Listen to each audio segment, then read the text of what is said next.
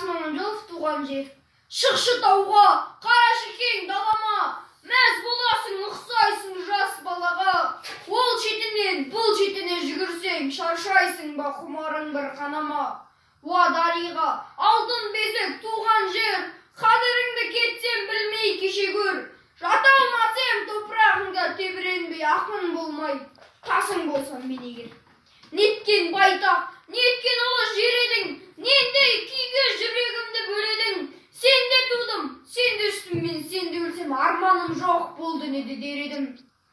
Мен де өзіңдей байтақ едім, кең едім, қызығыңды көріп еркін келемін.